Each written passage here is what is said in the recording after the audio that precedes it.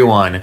Welcome back to the Casino Co YouTube channel. Today, we're going to be doing a review of Mattel's Jurassic World Dominion 2021, 2022, and who cares when the movie came out. Giganotosaurus. Golly, it's been a while since I've reviewed one of these things, hasn't it? What was the last one I reviewed? I don't even know. Anyways, starting with the paint job, I guess. They definitely put a lot of detail on this thing. They got the black up here. Yeah, I have no idea if this is accurate to the movie or not. No one really cared about the Giganotosaurus in the movie. I mean, the producers surely didn't. Anyways,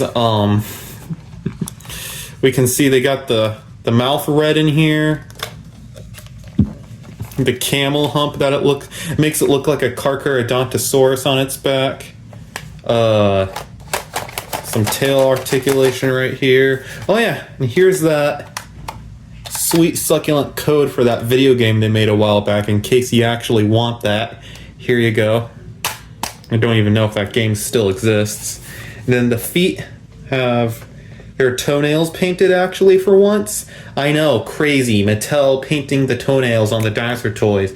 But of course they didn't paint the fingernails. Now let's check out the articulation. The jaw can open and close. It's attached to some snapping mechanism, which is part of the action feature, which I'll show you later. The arms can not move in a full 360 motion. And the legs back here can move backwards and forwards. Doesn't feel like they can move a full 360 motion. Wouldn't recommend trying it either. You don't want to break it, especially with how much money I spent on this thing. You can move the legs backwards, forwards. And then, of course, like I mentioned earlier, the tail articulation, you can swing that back and forth repeatedly. And then the feet can move in a full 360 motion.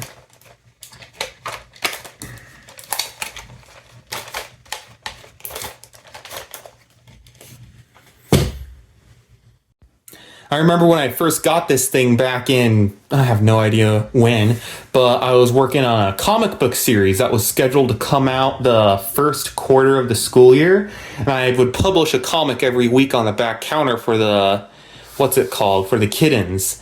And it was going to be called Goldie Goes to Mexico, starring my famous mascot, Goldie the Casino Raptor, obviously. And this Giganotosaurus character was scheduled to be the main villain. Sadly, Mattel hadn't released the figure yet by the time the comic book series reached production, and I really thought they would have, saying that the movie came out like 2 months before it. Anyways, so I had to buy it on eBay for $300. Yeah, one of my least proud investments and the only memory I have of this thing. Anyways, moving on to the action features. A lot of people have problems with this thing because they don't like how it's slit right here. That either makes it look like this or it makes it look like this. It makes it look like its head's tilted one way. However, I find that if you manage to configure with it just enough, you can get it so that it's looking straight, but it's pretty easy to make it look wompy again. Anyways, the reason they have it like this is not for their own reason. I mean, it's connected to an action feature despite it making the figure look worse. You click this button on its back right here and it strikes, as in the name Strike and Roar Giganotosaurus.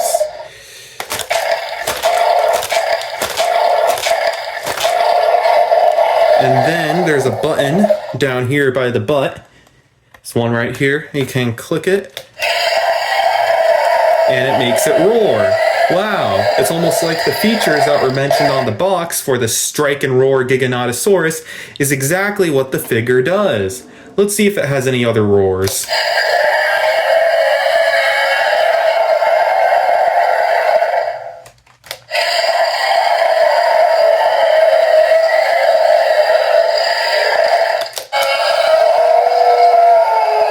So yeah, that's a fun action feature. And then if you do the strike and roar thing at the same time as a roar, You can make it look like it's in a roar and then phase into a strike. So that's a cool thing about this dinosaur action figure. That's the action feature. I like it. It's a cool action feature. Sure, it does sacrifice some of the, detail with the neck right here and makes the figure look more generally unappealing, but it doesn't cut away from the toy that much as people were saying when it first came out. Anyways, time for some size comparisons. Here it is next to Fallen Kingdom's Velociraptor Blue. Here he is standing next to the battle-damaged Spinosaurus from the 2019 lineup. No, he can go up for quite a lot of money nowadays.